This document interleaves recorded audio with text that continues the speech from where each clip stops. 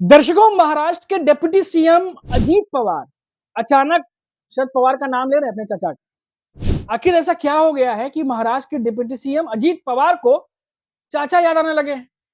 भरी सभा में अजीत पवार जो है वो शरद पवार का नाम लेकर के बड़े बड़े बयान दे रहे हैं, और वो बड़े बयान क्या है वही बताऊंगा आपको। लेकिन अब सवाल यहाँ ये पैदा हो रहा है, लोग ये सोच रहे हैं कि अजीत पवार को अचानक हो क्या गया। खुद ही एनसीपी को दो हिस्सों में बांटकर बीजेपी के साथ वो आ गए थे, अपनी अलग पार्टी बना ली, और उसके बाद इतने सालों बाद सरकार में रहने के बाद अचानक अजीत पवार को चाचा शरद पवार याद आ रहे हैं।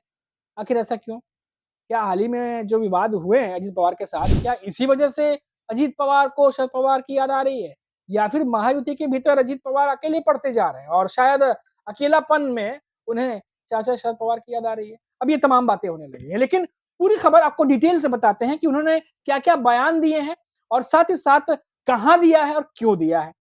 तो दोस्तों, शुरुआत करते हैं अपने इस वीडियो की।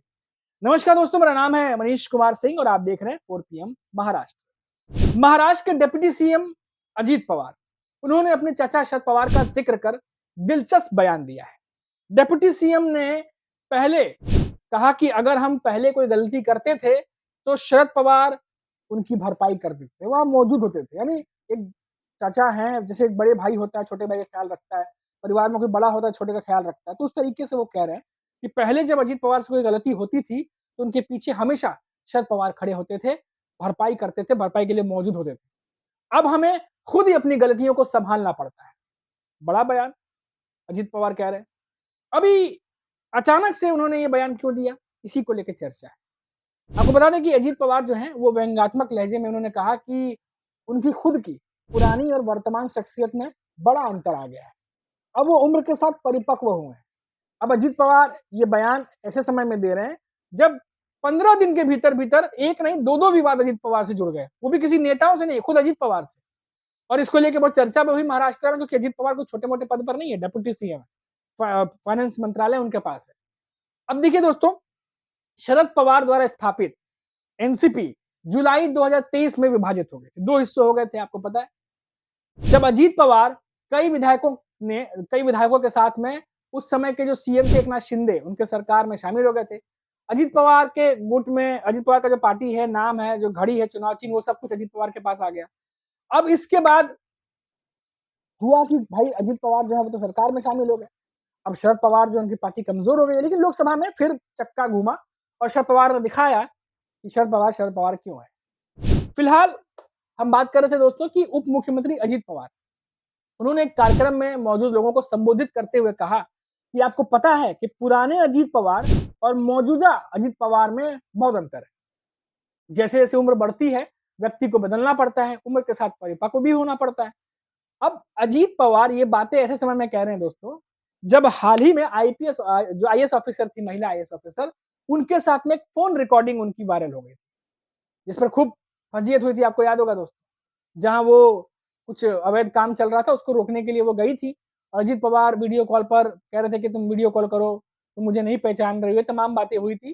अब उसको दोहराऊंगा नहीं, आप जानते हैं उन चीजों को। विपक्ष ने इसको बहुत जोर शोर से उठाया कि यार एक डेप्यूटी सीएम ऐसे कैसे फोन कर सकते हैं। बाद में ये भी मामला आया कि ये तो गृह मंत्रालय के अंतर्गत आता है, कानून व्यवस्था। तो क्या अजीत पवार देवेंद्र फडणवीस के मंत्रालय में हस्तक्षेप कर रहे हैं फोन करके? फिर ये भी खबर आई कि शायद देवेंद्र फडणवीस को ये बात अच्छी नहीं लगी है। तो ये तमाम बातें होने लगी। अभी ये सब तमाम बातें चल ही रही थी, फिर उनके सुनील तटकरे कुछ पोस्ट कर देते हैं, फिर विवाद होता है, फिर अजीत पवार बयान देते हैं, उसको थोड़ा ठंडा करने की कोशिश करते हैं। अभी ये तमाम चीजें हो ही रही होती हैं कि मराठवाड़ा में बाढ़ आ जाती है। अब बाढ़ में जब अजीत पवार जाते हैं तो वहां किसानों से बातचीत कर रहे थे, जो कि करना भी चाहिए, डिप्टी सीएम है, मिलेंगे जुलेंगे, किसानों की जो दुख दर्द है उसको सुनना ही चाहिए, कैसे दूर किया जाए वो बात होनी ही चाहिए। लेकिन इन्होंने वहां एक ऐसा बात कह दिया जो फिर विवाद हो गया। उन्होंने कहा कि जब किसानों ने कर्ज माफी की बात छेड़ी तो अजीत पवार भड़क गए।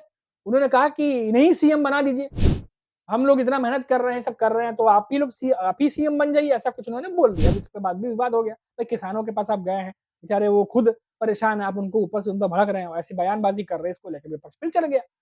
अब अजीत पवार क्या इन्हीं चीजों को ठीक करने के लिए इस तरह के बयान दे रहे हैं कि पहले में ऐसा था, अब में बदलाव आ गया है, पहले गलतियां होती थी तो शरद पवार हुआ करते थे, अब हमें खुद ही ठीक करना पड़ता है। तो इन चीजों को क्या मैनेज करने की कोशिश की जा रही है? क्योंकि आपको बताएं दोस्तों कि अभी बीएमसी चुनाव है और ये सब चीजें बहुत मायने रखती हैं।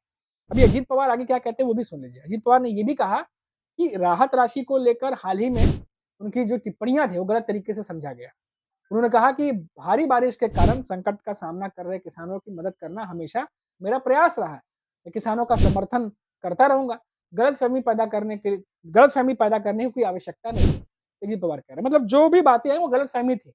उनका वैसा कोई इंटेंशन नहीं था, उन्होंने कुछ ऐसा बोला नहीं था।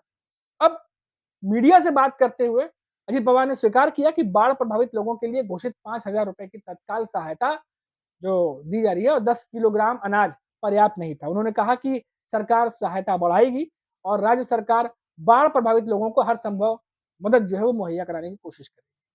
तब ये तमाम बातें हो गई।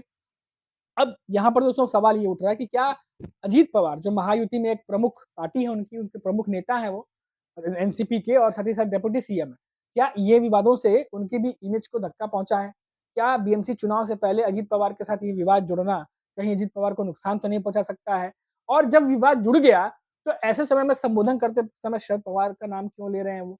अब दोस्तों देखिए, शरद पवार जो हैं, उनको कई बार देखा गया किसानों के साथ उनकी काफ़ी बैठकें चलती रहती हैं। उनके नेता जो हैं, खासतौर से पश्चिमी महाराष्ट्र की बात करें तो किसानों के साथ मिलते-जुलते रहते हैं और किसानों को लेकर के शरद पवार का देखा गया कि कई बार वो आवाज़ उठाने की कोशिश करते हैं, कई बार आवाज़ उठाते हैं, सरकार को घेरने की कोशिश करते हैं। तो बहुत सारे किसान हैं, सारे नहीं कह सकते लेकिन बहुत सारे किसान हैं, जिनको लगता है कि शरद पवार जो हैं, जो पश्चिमी महाराष्ट्र से आते हैं, कि वो उनकी बातों को सही-सही तरीके से पहुँचाएँगे। और यही वजह है कि शरद पवार जो हैं, वो ये जब बातें उठाते हैं तो महायुति को सुनना पड़ता है, समझना पड़ता है कि आखिर वो कह क्या रहे हैं। अब अजीत पवार भली-भाँति जानते हैं कि जो भी विवाद अभी 15-20 दिनों में उनके साथ जुड़े, वो सही नहीं थे और खबरें जो जुड़ी वो सही नहीं थी। ये इस तरह से चीज़ें नहीं होनी चाहिए थी, लेकिन हुई तो सामने आ गई, विपक्ष को बैठे-बैठाए मौका मिल गया। अब कहा ये जा रहा है कि क्या अजीत पवार क्योंकि बीच में शरद पवार और अजीत पवार के एक साथ होने की संभावनाओं पे भी चर्चा चल रही थी। ये दोनों एनसीपी एक हो जाएगी या दोनों पवार एक हो जाएँगे कि चाचा-भतीजा फिर से एक हो जाएँगे। लेकिन फिर वो अटकलें ही रह गई, वो हुआ नहीं और वो अभी भी मुश्किल लग रहा है क्योंकि शरद पवार सरकार में आएँगे नहीं। अजीत पवार जो हैं वो अ अ, बीच में मुलाकातें चल रही थी। अब परिवार के तौर पर तो पवार परिवार पूरा एक दिखता है, लेकिन सियासी जब राजनीति की बात आती है तब पवार परिवार एक नहीं दिखता। अब हालाँकि शरद पवार ने कह ही दिया था कि ये फैसला जो है एक होना नहीं होना अब वो सुप्रिया सुले और जो एनसीपी के जो युवा नेता हैं, वो तय करेंगे, पार्टी तय करेगी कि आगे क्या करना है, क्या नहीं करना है, जो बार-बार मिलने की खबर आ रही थी उसके ऊपर।